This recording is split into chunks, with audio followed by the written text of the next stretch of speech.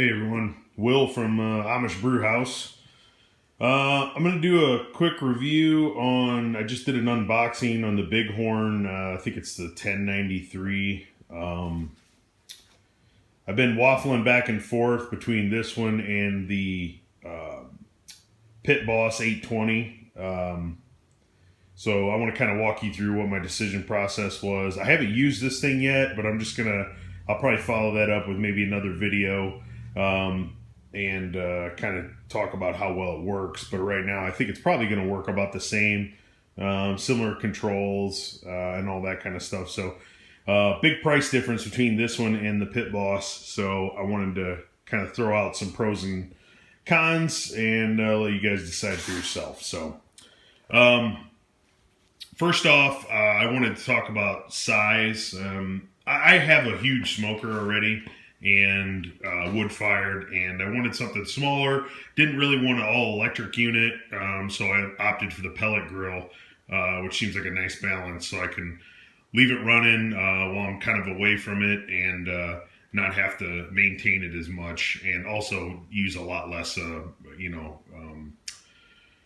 fuel to get the job done when I want to do smaller meals and whatnot. So, anyways.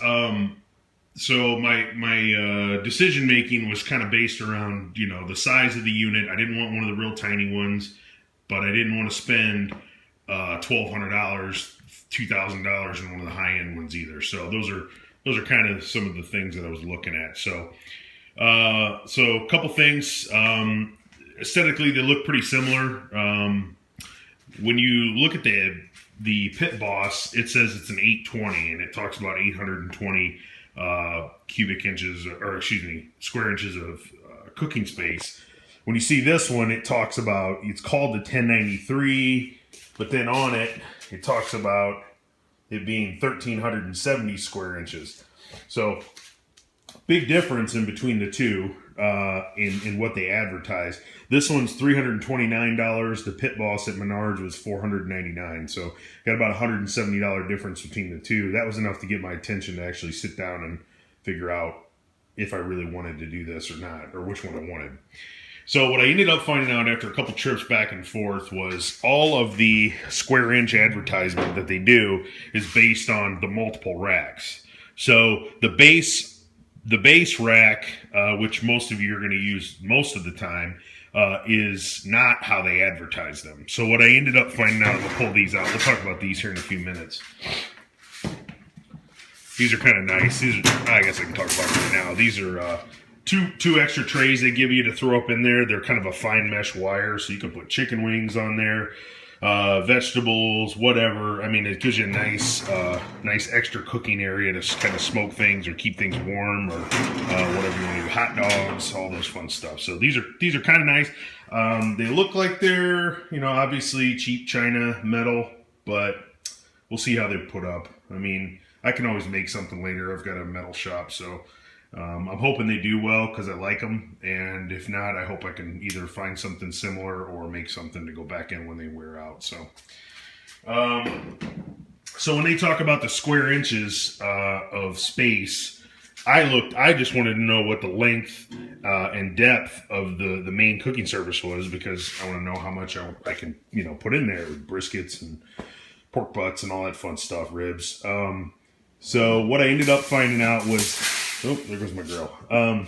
What I ended up finding out was this one's actually about 590 square inches, and the Pit Boss 820 is actually about 550 square inches. So you actually get about 40 more extra square inches of cooking surface in here. I don't think that amounts to a whole lot, so I'm just going to call that a draw between the two. I do like the fact that this one had two racks that it comes with, though I may not ever use both of them.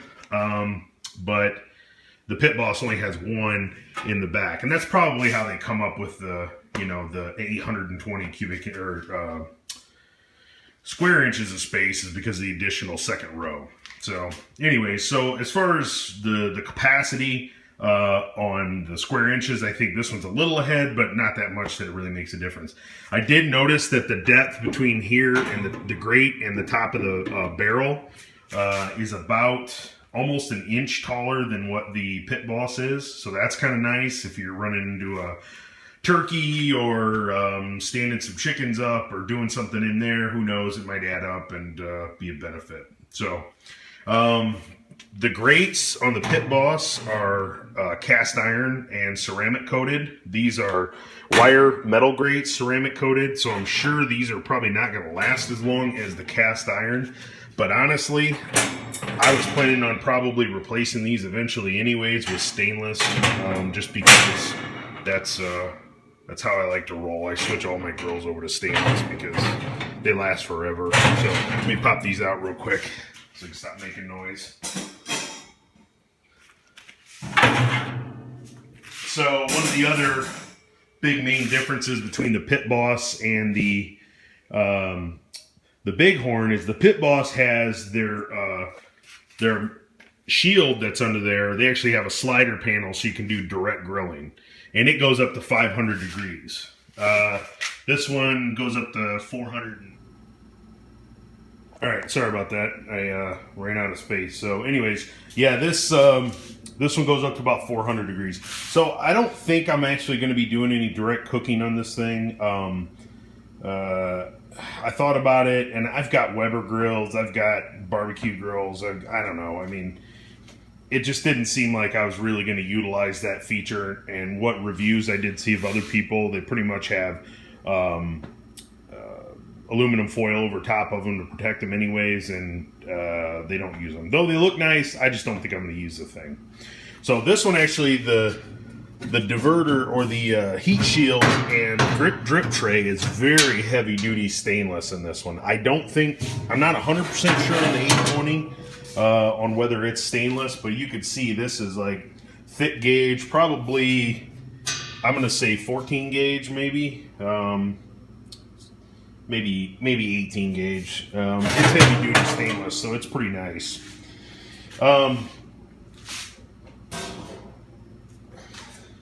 Another little stainless tray that goes over top of the direct burner to kind of shield the heat so it's not burning directly on the other one, which should keep the other stainless nice. Even though stainless shouldn't rust, if you get it high enough heat, it'll start to corrode, oxidize. So anyways, here's the burner assembly on this one. And the one noticeable difference I noticed between the Pit Boss and this one is where the pellets come out. In the Pit Boss, they actually come out down in the bottom. You can see the fan kind of blows around in there. On this one, they come out of the top. It sort of comes out at an angle and they drop into the burner cavity. I don't know if that's better or worse. We're going to find out, but definitely noticed that it was different. So maybe it won't clog, maybe it won't burn back as easy. I don't know. I saw a couple of views on the Pit Bosses where they've kind of went crazy and kept burning into the burner box.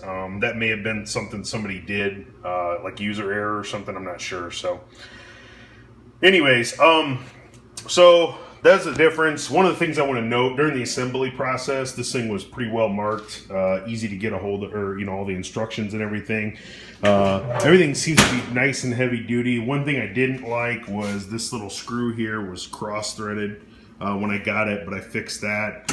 And I haven't contacted them yet, but these grates, these grate holders on the sides, they actually pop out.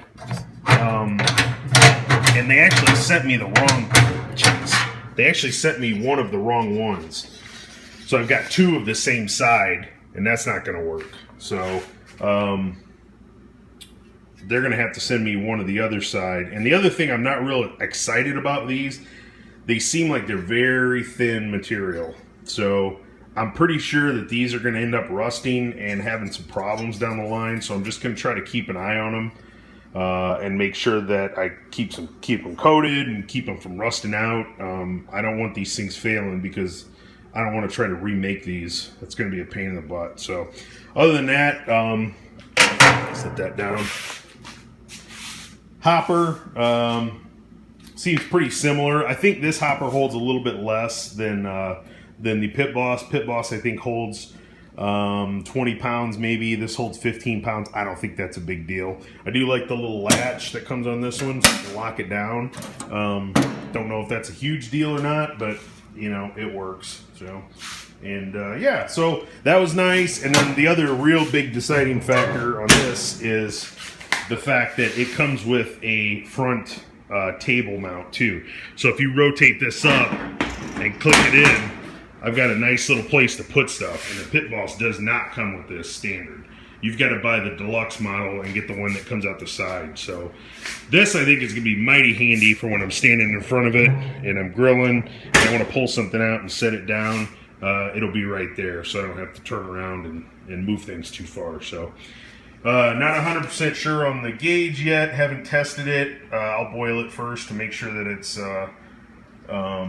within tolerance. Other than that, I may put a nicer one on there. I don't know. But I'll tell you what, for $170 less than what the Pit Boss is, so far this thing's a winner. So I'll try to do another video of a test run of the thing, let you guys know what I think. But other than that, I think I'm down. So hope you enjoyed this, hope it helps, and keep on grilling. Later.